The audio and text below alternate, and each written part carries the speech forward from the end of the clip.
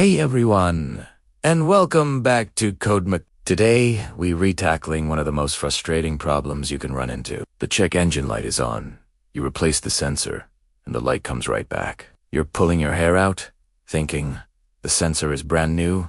What else could it be? Well, stick around, because we're going to dive deep into what's really happening under the hood. First things first, let's get one thing straight. A trouble code, like a P0420 for a catalytic converter, or a P0171 for a lean condition, doesn't always mean the part it's pointing to is bad.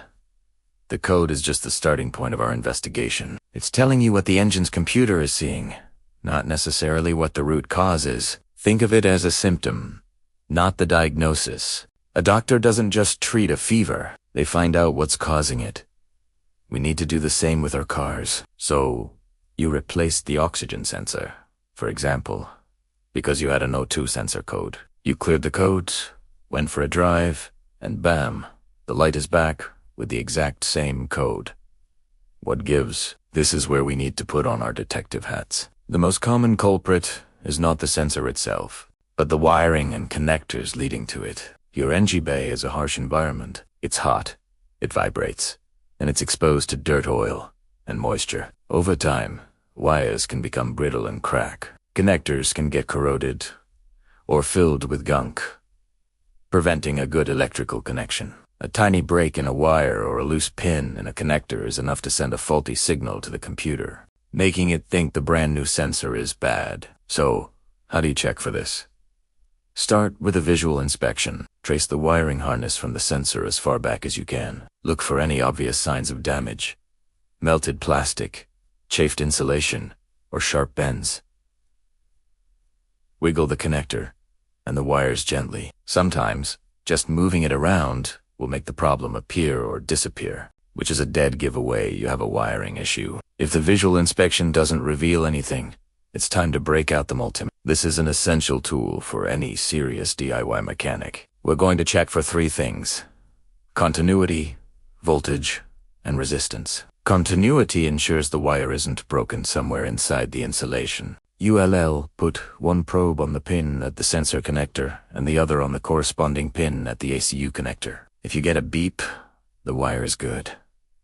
Next, check for proper voltage. Your vehicle's service manual is your best friend here. It will tell you what voltage you should be seeing at the connector with the key on. For example, a signal wire might have a reference voltage of 5 volts. If you're getting 0 or something way off, you know there's a problem somewhere between the ACU and the sensor. This could be a short to ground or an open circuit. Don't forget to check the ground wire too. A bad ground is one of the most overlooked causes of electrical gremlin. The sensor needs a solid ground connection to work correctly. You can test this by checking the resistance between the ground pin on the connector and a known good ground point on the chassis or engine block. You should see very low resistance, ideally less than 1 ohms.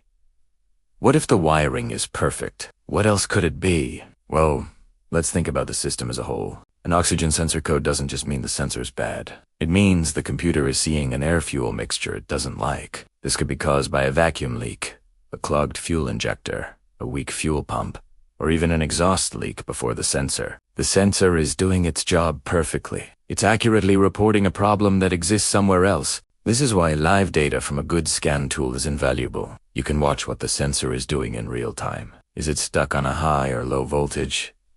Is it switching slowly? This data, combined with looking at other parameters like fuel trims, can point you in the right direction. For instance, high, positive fuel trims, along with a lean code, suggest the engine is trying to add more fuel to compensate for unmetered air, pointing you towards a vacuum leak. Finally, and this is the one nobody wants to hear, the problem could be the engine control unit, or ECU itself.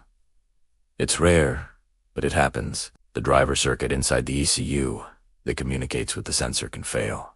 This is usually the last thing you should suspect after you have exhaustively ruled out the sensor, the wiring, and any other related mechanical issues. Replacing an ECU can be expensive and often requires programming, so you want to be 100% sure before going down that road. So, to recap, when you have a persistent code after replacing a sensor, don't just throw another part at it. Start with the basics.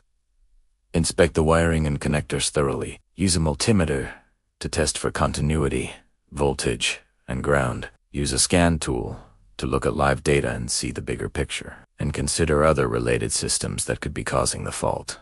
Patience and a systematic approach will almost always lead you to the real root cause of the problem. I hope this helps you solve those stubborn check engine light issues. If you found this video helpful, give it a thumbs up. And don't forget to subscribe to CodeMechanic for more in-depth diagnostic tips. Let me know in the comments what kind of car problems you're dealing with. Thanks for watching, and I'll see you in the next one.